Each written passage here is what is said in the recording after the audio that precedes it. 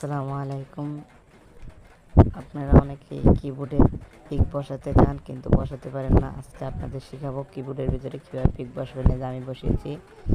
তো বেশি কথা না বাড়িয়ে মূল কাজে চলে যায়। আপনারা এটি করার জন্য যে কোনো একটি কিবোর্ড বেছে নেবেন। তো এই যে আমি এই কিবোর্ডটাই নিলাম। তারপরে এখানে 3 ডট দেখছেন, এখানে টাচ করবেন। তারপরে নিচে সেটিংসের ভিতরে টাচ করবেন।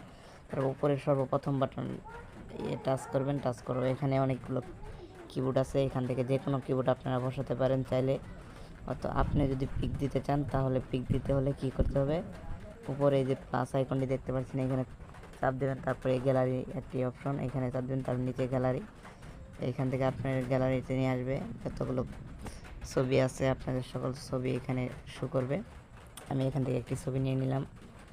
ছবি নেওয়ার পর একটু ওয়েট, ছবি এই যে আমি একটা ছবি নিয়ে নিলাম। তারপরে এখান থেকে টেনে একটু বড় করে দিবেন, আপনাদের ফেসটা যেন দেখা যায়। এখান থেকে টেনে একটু বড় করে দিলাম। দেওয়ার পরে উপরে ক্রপ দেখতে পাচ্ছেন, এখানে ক্লিক করে দেবেন। একটু হচ্ছে লোড হচ্ছে। তো এই সেভ আছে উপরে, সেভ এই এখানে সেভ অ্যান্ড অ্যাপ, এখানে সেভ হয়ে গেছে। এখন আমাদের ছবিটা দেখে আসি। চলুন, ছবিটা আমাদের কিবোর্ডে সেট করা শেষ হয়ে গেছে। সকলকে ধন্যবাদ, ভালো থাকবেন।